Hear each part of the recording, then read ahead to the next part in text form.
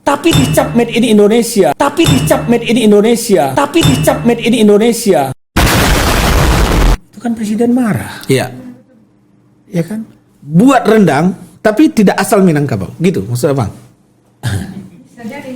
Bisa jadi. Bisa jadi. Ini kan soal kearifan saja. Beli barang impor dicap made in Indonesia kan tidak arif. Ya, tidak arif Nusantaranya. Tidak arif. Lalu rendang tidak menghadirkan chef dari Minangkabau, tidak ada kearifan lokalnya. Iya.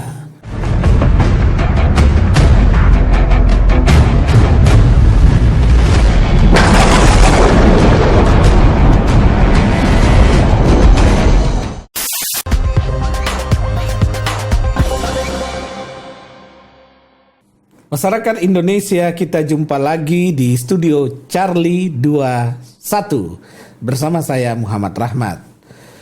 4 hari yang lalu Kementerian Pariwisata Mas Sandi Uno atau Bang Sandi Uno atau Bapak Sandi Uno meluncurkan rendang Ghost to Europe dari Bali. Pro kontra terkait ini muncul di media massa. Ada yang mendukung, ada pula yang sangat menyayangkan. Oleh karena itu kami mengundang seorang putra asli dari Minangkabau yang juga beliau adalah Ketua Umum Relawan Jokowi, teman satu alumninya Pak Jokowi di UGM, dan beliau juga pernah bekerja di restoran Natrabu yang menjadi ikoniknya rumah makan Minang atau rumah makan Padang yang salah satu ciri khasnya adalah rendang. Selamat siang, Bang Darbizal. Apa kabar, Bang? Kabar baik. Kabar baik. Selamat siang. Sehat selalu. Sehat selalu. Optimis. Bang, rendang Ghost to Europe Ya. diluncurkan dari Bali. Komentar Abang gimana? Bagus. Rendang diluncurkan dari Bali untuk menjadi salah satu komoditi kebanggaan Indonesia ke Eropa, khususnya kuliner. Bagus. Artinya makanan rendang ini mendunia. Makanan rendang kan sudah mendunia, sudah menjadi the world heritage. Rendang itu. Rendang itu kan identik dengan, kalau agak-agak mendekat itu ya semacam steak itu kan. Ya. Jadi steaknya orang Sumatera Barat itu namanya rendang. Tapi lebih kompleks lagi daripada sekedar steak yang hanya steak, yang hanya bukan steak tongkat itu ya, steak yang hanya terbuat dari daging, Ya. daging putih ayam ataupun daging merah sapi dan lain-lain daging. Di Sumatera Barat itu ada rendang yang bukan dari daging atau campuran rendang daging dengan yang lainnya. Seperti rendang daging dicampur kentang. Ada rendang jengkol. Ada. Oh, banyak jenisnya ya? Ada. Banyak jenisnya. Berbagai jenis. Karena rendang itu adalah satu masakan, rendangnya satu masakan yang sudah ada di Minangkabau itu sejak sejarah Minangkabau itu ada.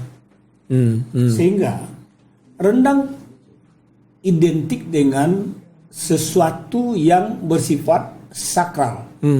Pesta besar umpamanya, perhelatan besar seperti pengangkatan datuk-datuk, pengangkatan pemimpin-pemimpin adat, pesta-pesta besar, pelantikan-pelantikan besar.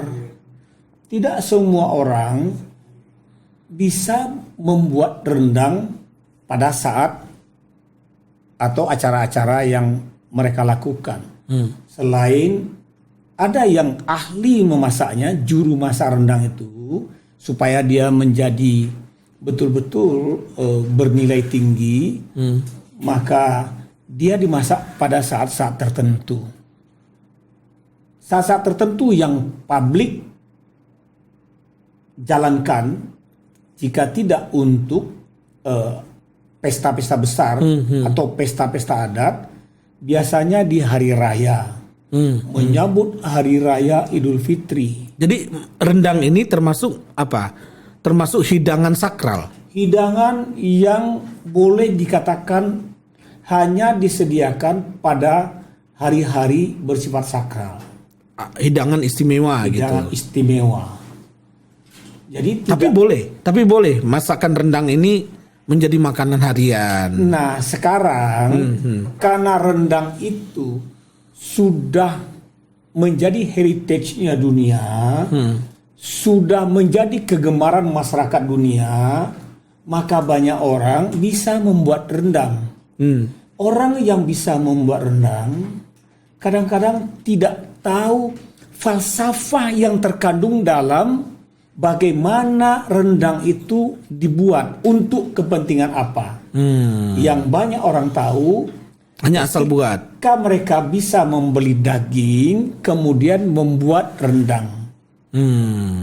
Bahkan sekarang karena rendang sudah menjadi kuliner, sudah menjadi hadiah atau merchandise, maka rendang sudah bisa dibeli sebagai hadiah dan di dalam package yang khusus buat saudara-saudara, buat kerabat, buat bawahan, buat atasan, atau buat siapa saja, bahkan buat traveling. Ya. Seperti orang mau berangkat umroh, karena sulit di sana mendapatkan makanan di tempat mereka pergi perjalanan, maka dia buat rendang. Kenapa rendang? Rendang itu jika dimasak sesuai dengan falsafahnya, sesuai dengan caranya. Contoh, ibu saya pada saat bulan Ramadan Ya. itu memasak rendang 3 hari sebelum Ramadan dimulai. Ya. Dan rendang itu dihidangkan terus menerus bahkan sampai dengan Idul Fitri. Ya. Tidak mengalami basi dia. Bahkan kadang-kadang setelah Idul Fitri selesai, rendang itu masih ada menyambut bulan Hari Raya Jadi Kurban. tahan lama. Hari Raya Kurban. Tahan lama. Nah, itulah esensinya rendang. Memasak rendang itu punya cara tersendiri. Iya, iya. Bang, 2017 dulu CNN pernah memberitakan bahwa masakan terenak di dunia itu adalah rendang. Yes. Itu maksudnya rendang yang dari Minangkabau. Atau ada rendang yang lain? Kalau kita lihat literatur, semua kata-kata rendang itu mesti datangnya dari rumah makan khas Minang. Atau sekarang banyak ditulis rumah makan masakan Padang. Itu rendang itu ciri khasnya. Oke. Contoh, kalau kita nggak apa-apa lah saya sebut namanya gitu. Iya, iya. Kalau kita pergi ke rumah makan Natrabu, saya pernah mendengar cerita waktu saya beli di Natrabu Jalan Sabang rendang beberapa kilo untuk hadiah kepada saudara saya yang datang dari Australia. Salah seorang manajer Natrabu bilang, "Oh, Pak William Wongso baru juga beli rendang di sini kemarin untuk dihadiahkan ke orang lain juga," gitu.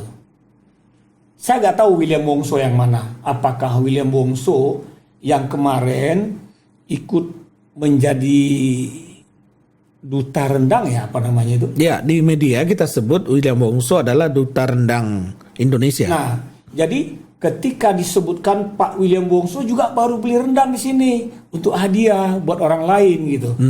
Saya bangga jadinya. Oh, Ya, William Wongso kan nggak ada duanya bang, satu aja ya, yaitu sama halnya dengan chef Indonesia. Sama halnya kalau begitu dengan tiada duanya rendang. Oke. Ya kan? Oke. Jadi ketika disebutkan nama beliau juga membeli rendang di Natrabu Jalan Sabang itu, saya kan jadi appreciate. Oh, alhamdulillah. Maksudnya dulu Pak William Wongso langganan beli rendang di Natrabu. Saya nggak tahu, hanya cerita. Oh, oke. Ketika saya membeli rendang di Natrabu, karena saya pelanggan Natrabu, kebetulan saya pernah ikut terlibat bekerja di PT Natrabu itu sebagai asisten dari ownernya, Pak Rahimi Sultan. sekaligus Pak Raini Sultan sebagai pimpinan Majelis Ekonomi Muhammadiyah. Oke. Nah, saya sering bolak-balik. Jadi di situ abang ngelihat siapa yang sering makan ke restoran Natrabu. Betul, banyak pimpinan-pimpinan negara yang datang ketika berkunjung ke Indonesia makan di sana. Yang paling sering itu adalah Mahathir Muhammad, paling sering dengan Pak Abdullah Badawi kalau nggak salah. Itu sering makan ke. Jadi makanan rendang itu sudah memang ciri khas asal Minang yang dicicipi oleh banyak negara dari sejak dulu. Betul. Nah, sekarang kita lihat rendang goes to Europe. Iya. Bahkan sudah ada juga mau bangun pabrik rendang di Bulgaria. Iya. Gitu Bang. Dan ini diluncurkan di Bali oleh Menteri Pariwisata dan Ekonomi Kreatif Sandi Uno. Ada yang nolak. Nolaknya begini.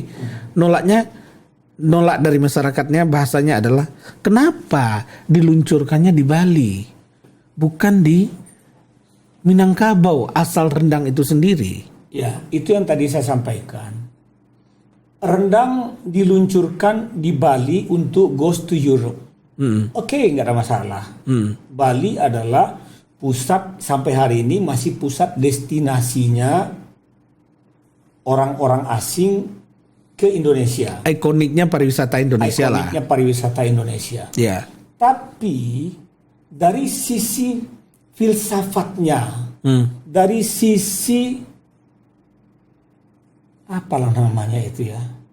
Karena rendang berasal dari Sumatera Barat, dari Minangkabau, dan sekarang sudah menjadi merchandise. Kalau orang berkunjung ke Sumatera Barat, itu sering membawa rendang sebagai hadiah. Bahkan Menteri Perdagangan Muhammad Lutfi memberi bantuan peralatan memasak rendang di kampung rendang Sumatera Barat, yaitu di Payakumbuh. Ya. Bantuan negara dalam rangka memperkenalkan lebih luas kepada masyarakat dunia dengan sekaligus menjawab tantangan bisa memproduksi dalam jumlah yang lebih banyak. Jadi ada kampung rendang. Ada kampung di Sumatera Barat sendiri. Di Payakumbuh, Sumatera Barat.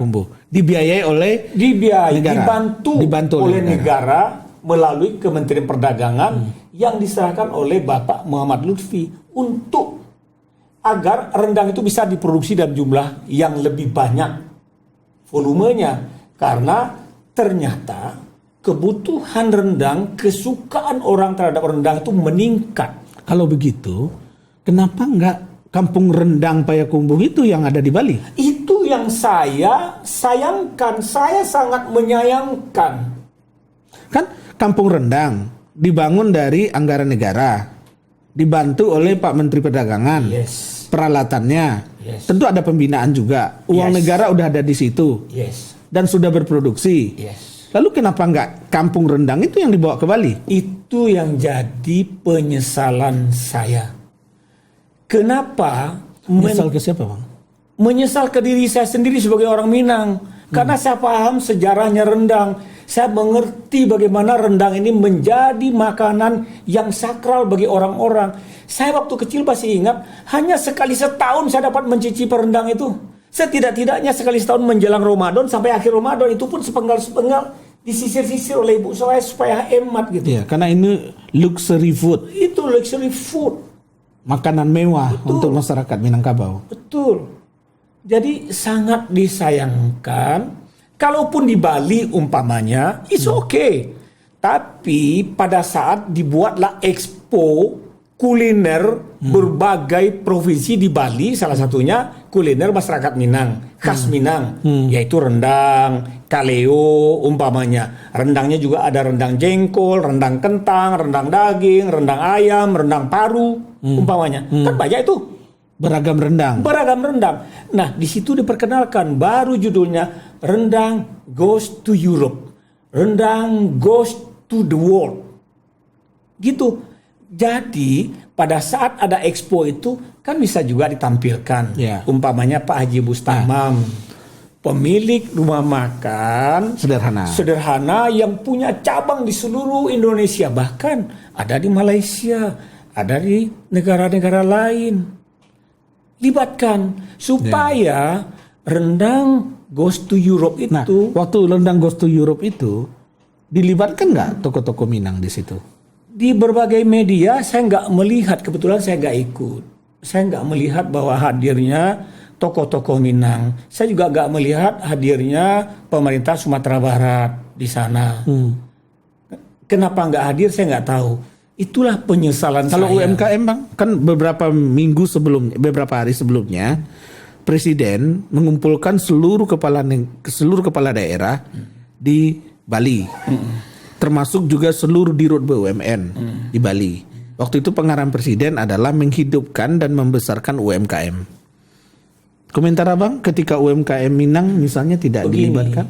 Saya kan ketua umum Rejo Relawan Jokowi. Ya, Relawan Jokowi. Saya memahami dinamika sedikit dinamika politik karena saya juga berlatar belakang politik. Pemilihan para pembantu presiden itu sifatnya adalah political appointee. Dipilih karena kepentingan politik. Politik adalah kepentingan. Ya. Mestinya pembantu presiden memahami, menjabarkan dan mengimplementasikan apa yang ada di pikiran presiden. Ketika presiden mendorong tumbuhnya UMKM, termasuk UMKM kuliner, maka para pembantu ini harus menjawab. Berapa hari yang lalu saya menulis keresahan dan kejengkelan presiden itu wajar. Ketika presiden marah, bahkan presiden sempat mengatakan kalau nggak salah 3 kali itu kalimat bodoh kita, bodoh kita, bodoh kalau kita nggak bisa melakukan. Karena kita punya semua, ngapain harus begitu loh. Nah, ngapain harus memakai produk impor umpamanya. Itu kan ada korelasinya. Presiden mendorong itu. Ini kan apa peluncuran rendang yang tidak melibatkan UMKM Minang, tokoh Minang, bahkan infonya terkait Pemda Minang juga nggak dilibatkan. Ini bagian yang bodoh juga. Mungkin saya yang bodoh sebagai orang Minang menyesali. Kenapa kok saya jadi agak bodoh karena kenapa orang Minangnya diam aja gitu? Bisa jadi. Karena saya sekarang bicara karena seorang Minang merasa bodoh kok nggak dapat informasi ya tentang itu gitu. Bukankah dunia sekarang ini dunia digital gampang banget mencari informasi, gampang banget menyebar informasi, gitu. Saya nggak menyesali, saya senang gitu ya. Itu goes to Europe segala macam. Tapi saya menyesali diri saya sebagai orang Minang nggak terlibat di acara itu. Kalau tahu kita pasti datang, kita berbondong-bondong ke sana. Ini ciri khas. Bang, pariwisata kita ini kan berbasis kearifan lokal. Ya. Nah, ini sebetulnya pengembangan pariwisata kita, kearifan lokalnya, saya mau nanya ke Abang nih sebagai orang dekatnya Pak Jokowi gitu. Serius nggak sih negara mengembangkan pariwisata ini berbasis kearifan lokal? Jadi, satu-satunya atau kalau mau diperlonggar sedikit lah, salah satu yang dapat menyelamatkan bangsa dimanapun di dunia dari krisis adalah UMKM.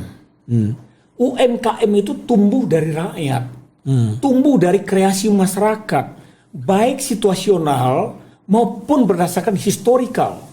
Rendang itu adalah kuliner yang berbasis kepada historikal jangka panjang. Berbasis desa. Berbasis desa juga. Berbasis. Ya kan ada sekarang desa kreatif.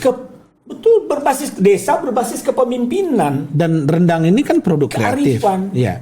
Betul. Tapi kenapa nggak desa kreatifnya Minang yang muncul di Bali, Bang? Kalau memang kan ada katanya 200 desa kreatif sudah muncul di Sumatera Barat. Itu yang saya tidak pahami kenapa Bapak Menteri Salahuddin Sandiaga Uno tidak menginformasikan gitu. Ataukah karena kecepatan beliau bergerak sehingga banyak yang tertinggal. Jika itu yang terjadi, saya termasuk menyesal sebagai orang Minang yang jauh tertinggal dari kecepatan beliau. So, kalau terlalu cepat bergeraknya, banyak yang tertinggal, jangan-jangan beliau terlalu maju sehingga nggak ada yang mengikuti gitu. Tapi presiden tahu ini. Saya yakin presiden nggak tahu. Kalau presiden tahu, maka presiden pasti bangga dengan kreativitas pembantunya yang mengimplementasikan apa yang baru saja beliau arahkan. Kearifan lokal. Saya kasih contoh deh. Ini guyon-guyon sedikit supaya nggak terlalu tegang ya. Iya, ya. Ada orang di Pulau Sumatera, saudara saya di Sumatera Utara, membuat kue, berpanas-panas dia bikin kue, tapi yang bangga saudaranya di Maluku. Namanya Bika Ambon. Ya, Bika Ambon. Bikinnya di Sumatera Utara. Yang dapat nama Ambon. Yang dapat nama orang Ambon. Gitu. Ya. Nah, mestinya sekarang, kalaupun yang membuat rendang itu bukan lagi orang di Sumatera Barat, bagaimana sih caranya orang Sumatera Barat dapat bangga dengan peristiwa itu gitu? Bangga mereka. Nah, kebanggaan itu kan bisa ditampilkan, diperlihatkan ketika ada yang mewakili mereka ketika peluncuran itu terjadi. Apalagi kan baru saja beberapa waktu sebelumnya Gubernur Sumatera Barat kan hadir juga di acara pengarahan presiden. Iya, di Bali. Di Bali itu. Ya. Tapi waktu acara peluncuran ini kita nggak lihat wajahnya kan tinggal gubernur. bisik-bisik aja. Buya, jangan pulang dulu ya Buya. Ini besok kita nih peluncuran rendang Goes to Europe. Ya hadir ya mewakili masyarakat Minang yang ada. Kebetulan Buya masih di sini gitu. Kan enak jadinya. Artinya ini public relationnya. Enggak, Buya-Buya tadi Pemerintah ada itu, masalah. Buya-Buya yang saya maksud tadi itu, kalau nggak hadir Buyanya mungkin ada orang lain yang mewakili. Karena Buya pada saat setelah acara dengan presiden sudah harus ada kegiatan lain lagi di Sumatera Barat gitu. Kalau itu tidak ada sama sekali, ya mungkin public relationship-nya yang perlu kita pertanyakan. Ya, komunikasi publik pemerintah dong Nah, Pak itu yang tadi. masalah. Ini yang kita sebut dengan dia dipilih berdasarkan political appointee, kepentingan politik. Kenapa? Kan Sandi bukan pendukung Jokowi. Tapi Sandi menang loh Sumatera Barat. Di Berapa Sumatera persen? Barat, yes. Waktu Joko. pemilu 2019 berapa persen? 90 sekian persen. Nah, Iya. ya kan Prabowo Sandi menang di Sumatera Barat Nah, loh itu Bang. membuktikan bahwa Sandi bukan pendukung Jokowi. Iya. Yang dukung Jokowi itu kami. Pak Jokowi itu ketika beliau tampil di satu provinsi, tampil atas satu kegiatan Ya, ya seperti hadir di MPR lah di 17 MPR Agustusan. kan berganti-ganti. Beliau memakai pakaian tradisi masyarakat atau provinsi tertentu. Yang mewakili etnik tertentu. Yang mewakili etnik tertentu. Kalau pada saat tampil Goes to Europe-nya rendang ini, Iya. Sebaiknya atau seharusnya Bang? saya pilih kata sebaiknya. Lah. Sebaiknya. Saya akan berbaik sangka aja. Iya, iya. Berbaik sangka aja. Sama dengan hal tadi. Jadi sebaiknya gimana Bang? Sebaiknya Pak Menterinya berpakaian pakaian Minangkabau. karena mencitrakan rendang. Iya, karena rendang. Tapi bisa jadi dia sudah menyatakan rendang ini sebagai karena sudah menjadi the World Heritage yang datang dari Indonesia untuk dunia, ya udah berpakaian nasional aja gitu. Tercerabut dari akarnya dong. Itu tadi. Mestinya Kalau hanya Indonesia saja, untuk apa yang namanya kearifan lokal itu Bang? mestinya pembantu presiden yang dipilih berdasarkan political appointee itu memahami secara substansi kearifan lokal. Itu memahami secara substansi kearifan lokal supaya kreasi-kreasi masyarakat yang sedang diperkenalkannya itu bergelora, bergejolak, bersemangat, termotivasi. Kalau ini kan bisa demotivated akhirnya orang. Bukan termotivasi lagi. Saya dulu pernah rencana membuat satu film dengan teman-teman tentang perjuangan Tuanku Imam Bonjol. Yang nama kecilnya Peto Sarif. Peto Sarif itu ketika berangkat pergi ke Timur Tengah kuliah, itu dia dibekali rendang loh. Jadi rendang itu Berarti itu sudah abad 18. Rendang itu sudah ada jauh sebelumnya. Gitu. Jauh. Dari ratusan tahun lalu. Dari ratusan tahunnya lalu. Dan sakral. Kenapa saya katakan sakral? Peto Sarif, seorang anak yang cerdas, berangkat menimba ilmu di Negrawang dibekali rendang. Kalau dia nggak berangkat mungkin nggak dibikinkan rendang oleh ibunya. Itu letak sakralnya. Ya, ya. Bahkan kalau soal sakral nih Bang, Gordon Ramsay Ya. yang kuliner internasional Iya, itu, untuk belajar cara bikin rendang dia ke Minangkabau.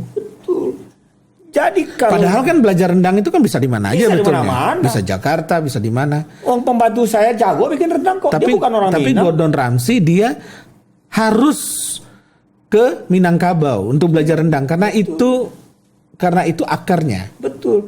Pembantu saya di rumah pintar bikin rendang.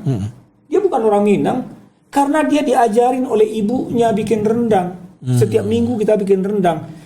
Istri saya itu hampir setiap hari Kamis sore bikin rendang. Menyambut besok hari Jumat. Hari Jumat itu menjadi hari-hari istimewa bagi kami. Jadi kami makan rendang. Sore anak-anak ngumpul semua sore Jumat. Kita makan rendang sama-sama. Menunya rendang. Oke, Bang, di Bali waktu rendang Goes to Europe ini itu dimotori oleh yang hadir ya, kita lihat ya, Menparekraf Sandi Uno, dan ada di situ tokoh kuliner nasional atau chef nasional William Wongso. Komentar Bang? Saya hanya menginginkan semua kreativitas masyarakat yang tumbuh dari hal-hal yang paling mendasar, kalau kita angkat, jangan dicerabut dari akarnya. Tumbuhkan motivasi mereka. Jangan kita akui apa yang menjadi satu kreasi masyarakat yang sudah hadir sejak puluhan bahkan ratusan tahun yang lalu. Bahwa kita ingin mengembangkan, bahwa kita ingin memasarkan, bahwa kita ingin memperkenalkan lebih luas ke dunia, itu adalah satu keniscayaan dan kebanggaan nasional kita. Itu saya suka. Tapi kembali lagi, marilah kita saling, kalau orang Minang itu bilang begini, menjemput yang tertinggal dan mengumpulkan yang terserak, itu adalah cara yang paling arif di dalam kita membangun kohesi sosial nasional yang tujuannya adalah harmoni. Oke. Kalau saja umpama ada orang-orang tokoh-tokoh kuliner Minang hadir di Bali pada saat Goes to Europe itu motivasinya orang Minang itu membuat rendang sebagai kuliner yang sudah menjadi merchandise, itu semakin hebat, semakin tumbuh.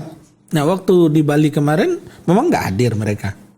Saya kan hanya baca berita saja. Saya tidak melihat di berita itu hadirnya tokoh-tokoh Minang yang pelaku-pelaku kuliner.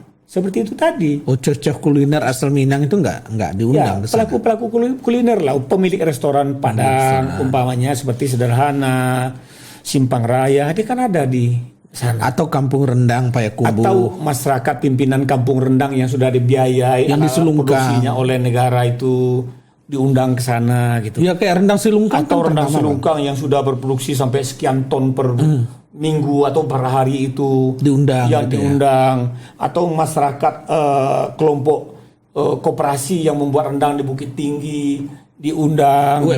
UMKM itu kan menjadi sesuatu bagi mereka. Tapi ini enggak ya? Saya nggak lihat di beritanya, nggak ada. Sesuatu biasanya kalau ada di berita itu kita yakini sesuatu yang benar. Nah, yang benar hari ini kita lihat adalah Bapak Menteri Sandiaga Salahuddin Uno melakukan satu kegiatan promosi rendang untuk go internasional yang disebut dengan rendang goes to Europe. Ini pemerintah serius nggak sih membina UMKM? Dan kalau nggak salah, Pak William Wongso itu sudah menjadi duta rendang ya? Iya, di media jadi duta rendang. Jadi duta rendang. Indonesia. Duta rendang Indonesia. Ya memang kadang-kadang Titel baru. ya. Titel baru. Saya pernah dengar dulu namanya odading di Bandung. Ya, odading. Kue odading itu Ya. yang keluar tuh kan entah carut marut entah apa itu. Dia menjadi duta kuliner diangkat oleh gubernur kalau nggak salah ya. Kalau nggak salah.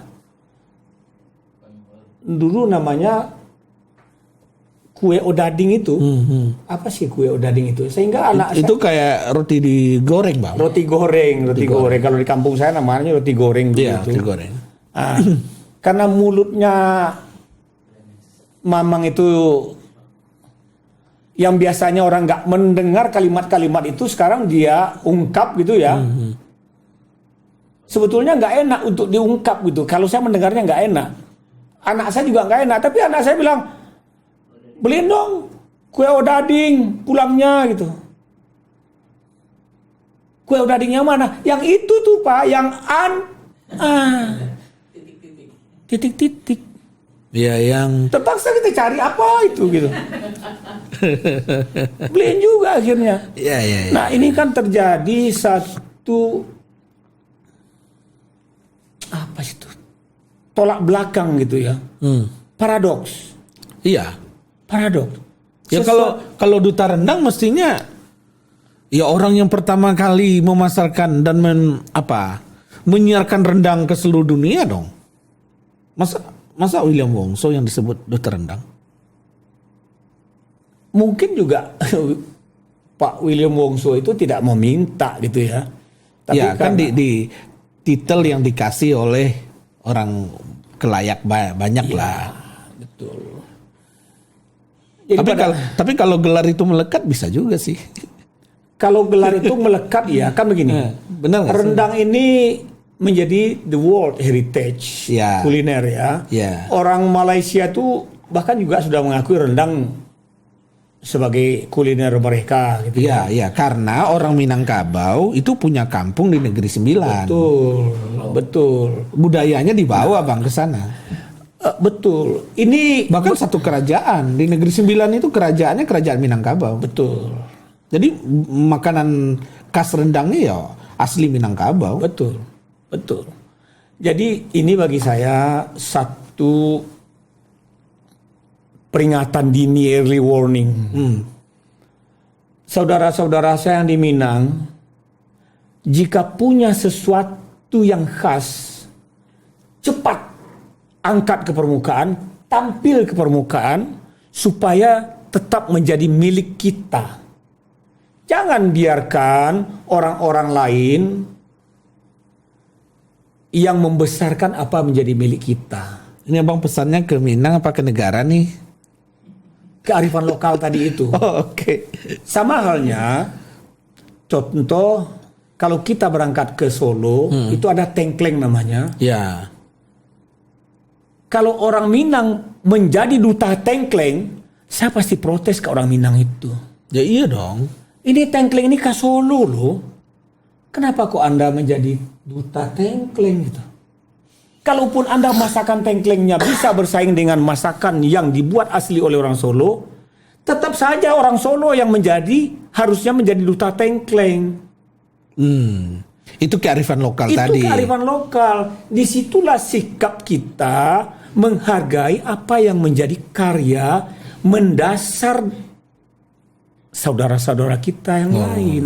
Berarti sangat disayangkan dong Pak Menteri Pariwisata salah langkah dong Bang.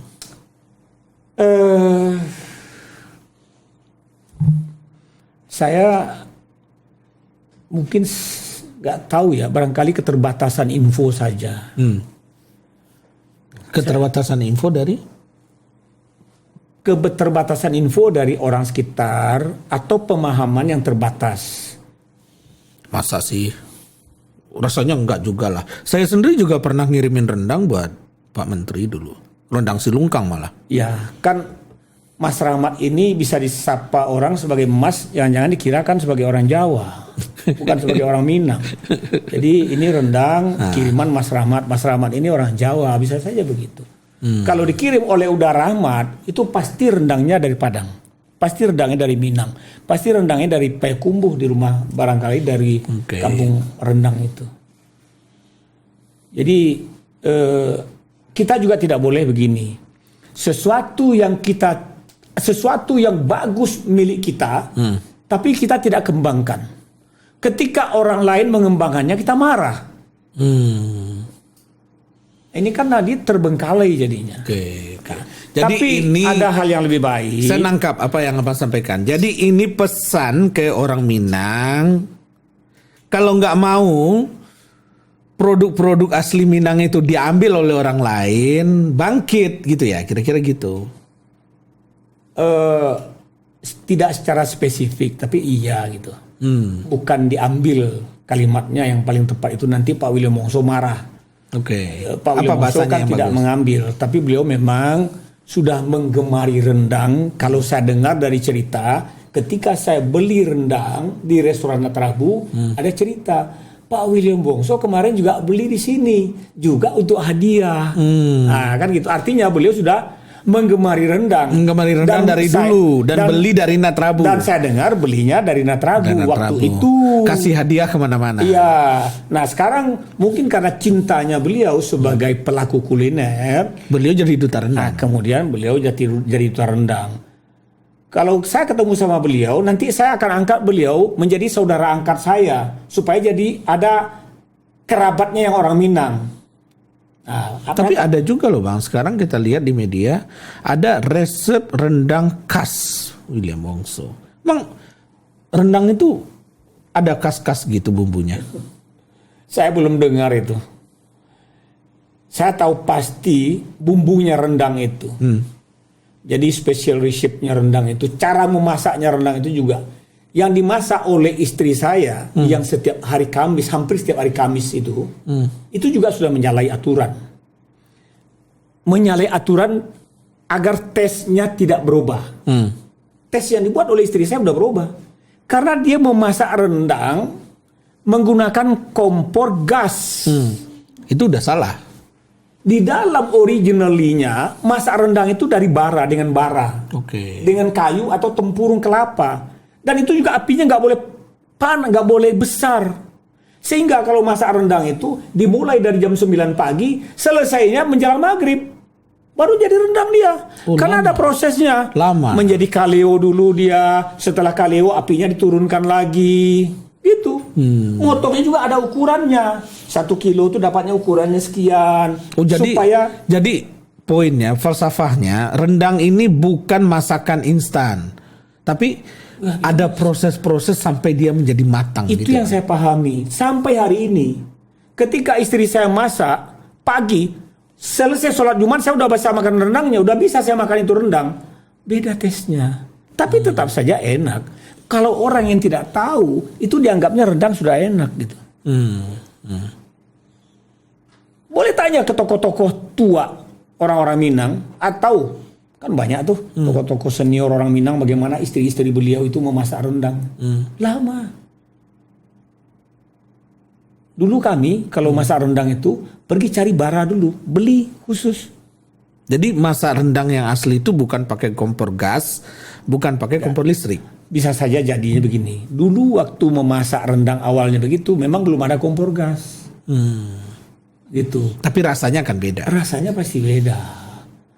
Kalau kita pergi ke Paris gitu, ke Perancis gitu ya, kan banyak bikin makanan-makanan kuliner itu tetap yang dulu dibuat dari kayu, tetap dari kayu dibuat, sehingga khasnya nggak berubah. Mempertahankan. Iya. Rasa roti, cita umpamanya rasanya roti, umpamanya pizza, umpamanya di Itali itu. Iya. Dimasak tetap dengan kompor yang kayu yang dimasukin ke dalam kompor itu dibakar. Sama. roti bakar ala Eropa itu sampai sekarang masih dibakar pakai Kenapa arang. dilakukan dibakar pakai itu?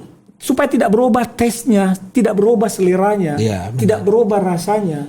Benar. Itu. Jadi kalau ada orang memperkenalkan rendang ke dunia, memasaknya tidak dengan cara yang etnis itu, tidak memasak dengan cara yang penuh historikal itu, rasanya berubah.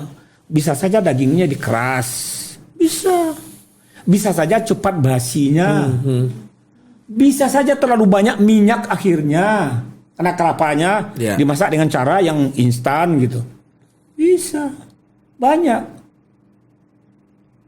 Nah, itu Oke. tadi. Jadi ada misleading lah di sini. Tentang produk rendang, fine dia go to Europe, tapi ada misleading. ya satu Misleading sisi dari sisi kearifan lokalnya ditinggalkan. Iya.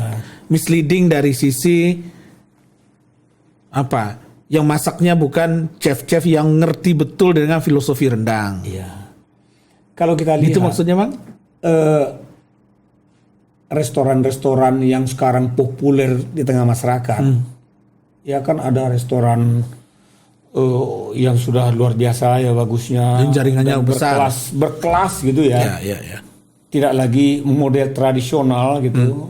Kan ada tadi itu ada Ya. simpang raya, ada sederhana yang bisa dia bisa di franchise.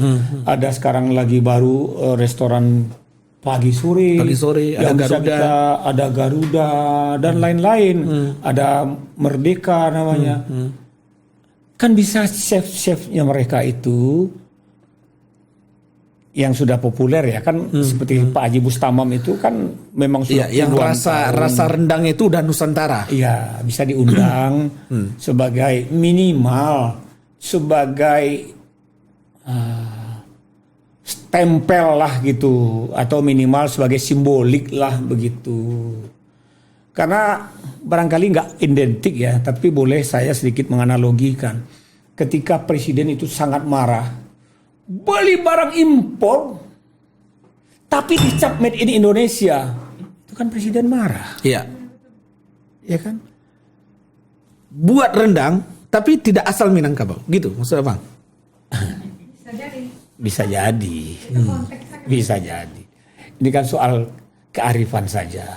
Beli barang impor dicap made in Indonesia kan tidak arif, Ya, tidak arif Nusantaranya. tidak arif. Lalu rendang tidak menghadirkan chef dari Minangkabau, tidak ada kearifan lokalnya. Iya. Nanti orang Minang akan kita angkat menjadi duta Coto Makassar. Suruh dia berbahasa Bugis, karena dia duta Coto Makassar. Duta Konro. Ketika orang bertanya, Deng, ada kareba? Bingung dia. Gua orang Padang katanya. Hah? Padahal dia duta Coto Makassar. Duta Sop Konro. Gimana itu? Kan kearifannya tidak terjawab. Ya. Nah, kita kan ingin terjawab secara keseluruhan agar kohesi sosial nasional, harmoninya itu tersambungkan antara target Bang, dan kalau ini munculnya sudah dari Kementerian Pariwisata sendiri, lalu rakyat ini mau ngadunya ke siapa, Bang? adu ke presiden dong. Kearifan lokalnya ke siapa lagi? Adukan ke presiden. Pak Presiden kan melarang buatan luar negeri dicap made in Indonesia. Sekarang laporkan ke presiden dong. Kan tadi udah kita bilang. Pembantu presiden itu diangkat berdasarkan political appointee. Ketika diangkat oleh presiden, dia bisa menjabarkan, pembantu ini bisa menjabarkan dan mengimplementasikan apa yang ada di pikiran, ucapan, dan yang dilakukan oleh presiden. Apa yang diinginkan presiden? Apa itu? Apa yang difikirkan, apa yang diucapkan, dan apa yang dilakukan presiden. Itu adalah panutan. Ya. Ketika presiden menyatakan begini, oh ada korelasinya dengan ini. Jadi abang yakin soal rendang ini presiden nggak tahu menau apa yang dilakukan oleh Menteri Pariwisata? Presiden memang tidak perlu tahu semua urusan pembantunya, tapi presiden harus melihat outputnya, harus melihat manfaatnya. Apakah yang dilakukan pembantu presiden itu memberi manfaat secara keseluruhan? Ya. Kalau saya lihat Mungkin, ini baru katamu, mungkin ada manfaatnya Ghost to Europe itu bagi rendang. Ya. Tapi di sisi lain kurang memberi manfaat bagi Kearifan masyarakat lokal. Minang yang memproduksi rendang sudah ratusan tahun lalu, yang membuat rendang sudah sejak ratusan tahun lalu. Atau bagi UMKM yang UMKM di Sumatera Barat yang memang memproduksi rendang. Mereka tidak termotivasi jadinya. Karena yang mengirim ke Europe itu bukan mereka. Bisa saja mereka mengirim ke Europe, bisa saja. Ya kalau nggak diundang, Ya, nggak diundangnya kan hanya pada sesi peluncuran itu saja. ya jangan-jangan waktu peluncuran itu udah ada perusahaannya, Bang. Bisa jadi. Kalau itu terjadi juga, ya saya double sedih saya jadinya. Kalau tadi hanya sedih, sekarang double sedihnya. Sudahlah tidak diundang, kemudian ternyata juga terlibat di dalam produksi, pemasaran dan penjualan. Ya buktinya katanya ya kan untuk pasar Eropa itu dibangun pabrik rendang di Bulgaria kan. Nah kalau kita lihat yang bangun di Bulgaria kan juga bukan dari Minangkabau. Saya kalau sudah itu menjadi speechless saya nih. Hilang kata-kata saya. Kehilangan apa yang mau saya sampaikan. Karena dalam bahasa lain antara desain dan desolen itu nggak nyambung gitu. Antara apa yang diharapkan dengan yang menjadi kenyataan itu kok nggak sejalan. Ya padahal di sisi lain Presiden mengatakan fondasi dasar pembangunan pariwisata nasional itu kearifan lokal kan, mengangkat budaya lokal. Kuliner adalah kearifan lokal. Melibatkan tokoh-tokoh budaya lokal, budayawan lokal. Yes. Betul. Betul sekali. Jadi ini tidak melibatkan budaya lokal.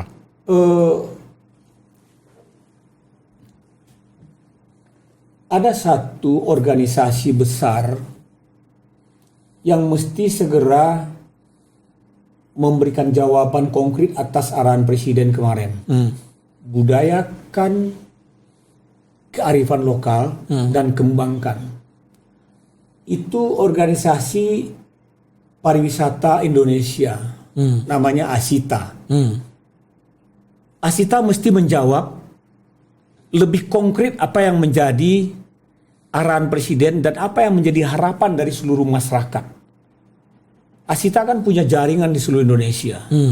Dia bisa mengedepankan rendang dari Sumatera Barat, bisa mengedepankan tengkleng dari Solo, bisa mengedepankan coto Makassar dan subkondro dari Sulawesi, bisa mengedepankan masakan khas dari Papua yang tanpa meninggalkan mereka ketika setiap kuliner itu ditampilkan.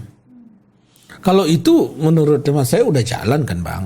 Jadi ketika turis-turis yang datang ke Sumatera Barat, mereka itu udah bawa oleh-oleh itu rendang. Satu kotak itu 1,5 kilo, ya kan? Rendang-rendang khas Minangkabau itu udah ada. Kita lebih agak universal. Ya, teman-teman ASITA saya yakin udah bekerja dengan itu. Betul. Jadi yang menimbulkan pertanyaan bagi kita adalah kampung rendang itu dibangun oleh pemerintah. dibantu.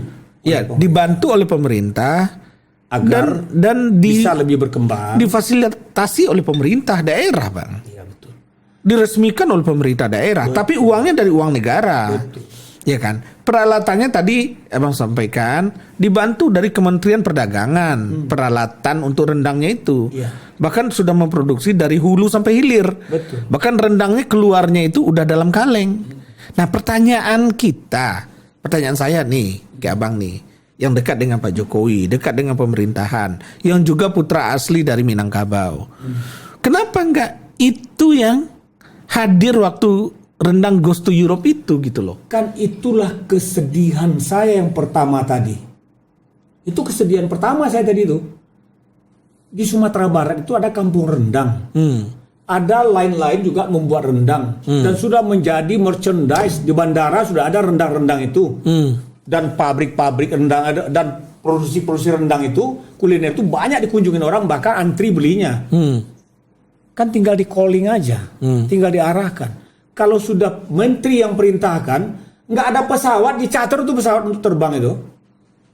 Asal bisa menjawab apa yang dibutuhkan oleh pimpinan, oleh Pak Menteri. Tapi kan itu yang nggak terjadi. Jadi ini ada misleading. Saya kira bisa saja ini, saya agak membela-bela dikit lah ini kan.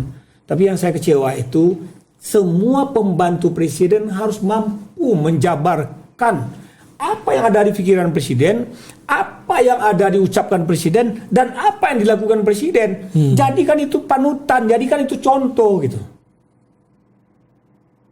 Jangan yang disampaikan, jangan hanya berpikir presiden untuk dijabarkan. Sudah diucapkan pun oleh presiden tidak dijalankan. Jadi wajar presiden kemudian marah. Bahkan presiden sudah contohkan. Umpama presiden pakai sepatu Skechers buatan lokal. Pembantunya pakai sepatu, kalau nggak impor, kalau nggak mahal, nggak beli. Ya. Ada. Saya gara-gara presiden pakai sepatu lokal, saya pakai lokal loh, Bang. Sepatu itu dipakai oleh presiden dalam rangka cerminan yang ada dalam pikirannya. Iya, betul. Kerja. Kalau pakai sepatu pantopel terus-menerus, itu bukan sepatu kerja, sepatu berkantor. Presiden ini kan ingin bekerja untuk segala lini. Boleh berkantor, boleh di lapangan, bahkan boleh juga belusukan. Itulah sepatu presiden yang kerja. Nah, tapi terkait dengan ini Abang udah info juga ke teman-teman di pemerintahan. Apa yang terjadi? saya pagi tadi itu Atau komunikasi dengan tokoh-tokoh Minang? belum. Tadi saya telepon tokoh Minang, ketua Lembaga Kerapatan Adat Alam Minangkabau Sumatera Barat, Saudara Fauzi Bahar Datuk Sati. Saya ingin dia tampil bicara tentang rendang yang sudah goes to Europe ini. Tapi kelihatannya beliau tadi masih ada acara lain sehingga belum sempat untuk kita diskusi bersama. Karena beliau selaku ketua masyarakat adat boleh diidentikan dengan Raja Minangkabau hari ini dia. Iya. Karena dia pimpinan dari seluruh datuk-datuk. Karena makanan rendang ini terkait juga dengan tradisinya adat. Iya. Tradisinya adat. Itu kalau kita bikin rendang di pesta-pesta besar adat itu, sapinya pun pilihan. Saya belum bertemu untuk pesta adat itu yang dipotong itu sapi betina untuk rendang. Selalu sapi jantan yang dipotong. Dan itu juga ditelisik bentuk sapinya. Supaya rasanya pas dengan yang diinginkan. Ya. Ada ciri-ciri. Tidak hanya sekedar rasa, tapi karena ini adalah masakan sakral tadi. Iya. Ya karena masakan sakral tentu nggak bisa Asal-asalan memilihnya. Ya, filosofinya adalah ini bibitnya yang baik, yang bagus. Betul. Yang dimakan itu yang betul-betul yang sempurna. Betul. Ya. Oke, kalau gitu Bang. Jadi masyarakat Indonesia pro kontra terkait dengan rendang ini, silakan masyarakat yang menilai. Memang dalam promosi pariwisata kita selalu berpikir, dan anjuran juga dari pemerintah, perhatikan kearifan lokal. Perhatikan kearifan lokal artinya mengangkat budaya-budaya sesuai dengan budaya lokal masing-masing. Tapi dalam kasus rendang ini kita lihat peluncuran rendangnya dilakukan di Bali yang tidak dihadiri, atau kita tidak melihat ada tokoh-tokoh kuliner-kuliner yang asal rendang itu dibuat yang hadir di sana. Tapi kita kembalikan kepada Anda semua bagaimana melihat, walaupun dari Parekraf sendiri sudah menjelaskan kepada media bahwa alasan kenapa diluncurkan di Bali kemudian kenapa makanan rendang dan sebagainya. Silakan Anda yang menilai, bukan kami yang menilai dan bukan kami juga yang mengarahkan. Terima kasih atas perhatian Anda. Jumpa lagi di lain kesempatan.